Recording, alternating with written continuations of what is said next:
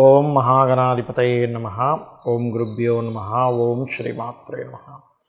పరమేశ్వర స్వరూపమైనటువంటి జ్యోతిష, వాస్తు మరియు ఇతర అనేకమైనటువంటి శాస్త్రములను మనకు అందించినటువంటి మహర్షులకి నమస్కారం. హయగ్రీవ హయగ్రీవ హయగ్రీవేతియో ఉదయత్తస్స నిస్సరతే వాణి జన్హుకన్యా ప్రవాహవత్ అరుణాం కరుణాతరంగితాక్షీం ధృతపాశాంకుశపుష్పబాణచాపాం అనిమాదిభిరావృతాం మయూకైః అహమిత్యేవ విభావయే భవాని. శ్రీమాత్రే నమః. మనం ఈరోజు 2వ తేదీ నుంచి 8వ తేదీ వరకు ఉన్నటువంటి గ్రహస్థితి ఏ విధంగా ఉంది, అందులో పర్టికులర్గా మనకి ఈ వారం పంచగ్రహ కూటమి రాబోతుంది. అంటే 5, 6 తేదీలు ముఖ్యంగా 5 గ్రహాలు కలిసి ఉంటాయి. అది కూడా వృషభ రాశిలో చంద్ర, రవి, శుక్ర, గురువు మరియు అదేవిధంగా ఆ యొక్క బుధగ్రహం కూడా కలిసి ఉంటుంది. అయితే ఈ 5 గ్రహాలు 5, 6 తేదీలు కలిసి ఉంటాయి.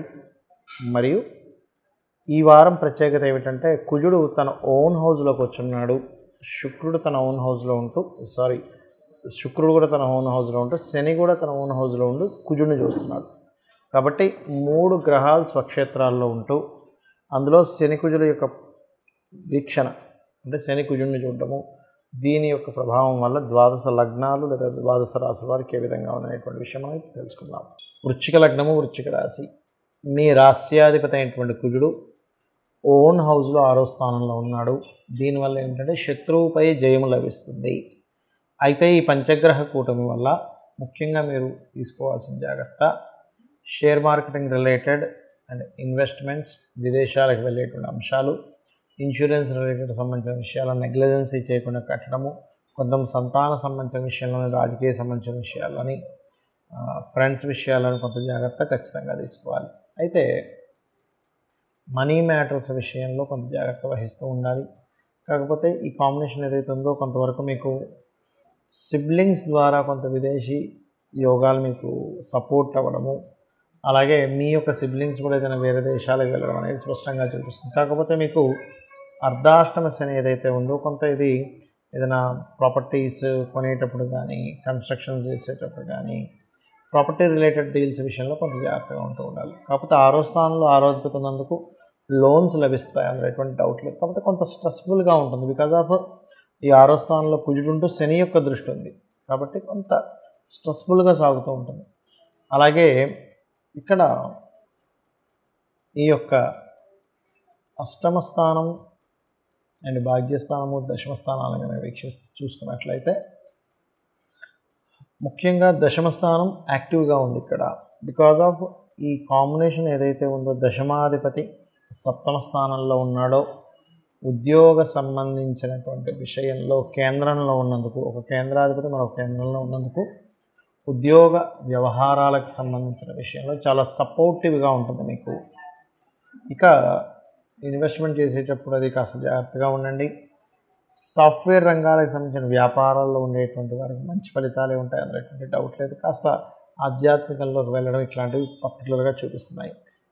ఇక మీరు చేయవలసిన దేవతారాధన దుర్గాదేవి యొక్క ఆరాధన చేయండి. గోవులకి క్యారెట్స్, బెల్లము తినిపించండి అనే విధానం బాగుంటుంది.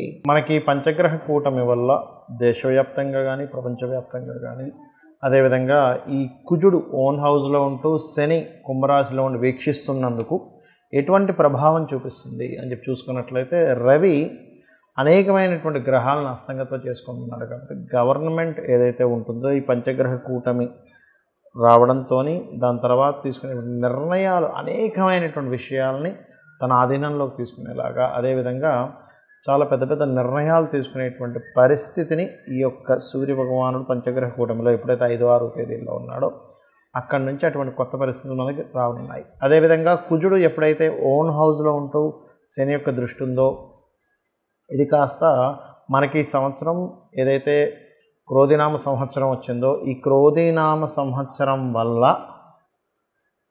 కుజుడు మనకి మంగళవారం ప్రారంభమైంది కాబట్టి కుజుడు అధిపతి అయ్యాడు.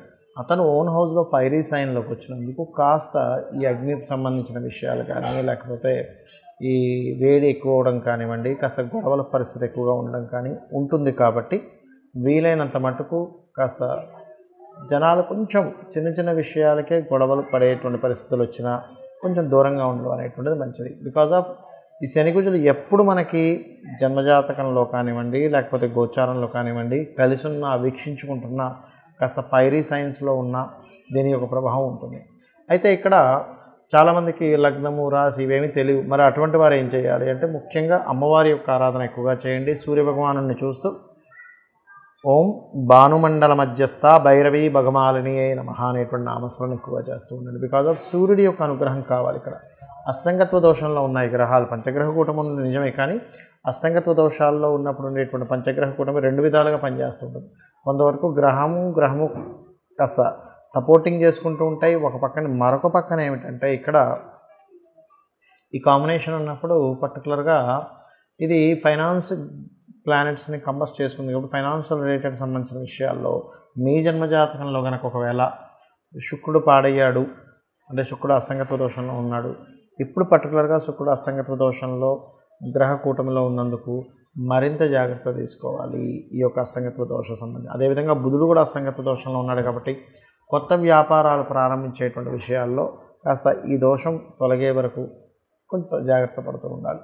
అదేవిధంగా మరి జాతకం తెలియదంటే ఏం చేయాలి అంటే ఒకటే గుర్తుపెట్టుకోండి, కుజుడు ఓన్ హౌస్లో ఉండి శని వీక్షణ ఉంది కాబట్టి గోవుల క్యారెట్స్ తినిపించడము, బెల్లము తినిపించడము, మరియు అదేవిధంగా మీకు దగ్గరలో నవగ్రహ ఆలయాలు కనుక ఉన్నట్లయితే కుజ శని కేతువు రాహు గ్రహాల దగ్గర దీపారాధన చేయడము, అదేవిధంగా రవిగ్రహం దగ్గర కూడా దీపారాధన చేయడం చేస్తూ ఉండాలి. మరియు మరొక విషయం ఏంటంటే ఇక్కడ గమనించుకున్నట్లయితే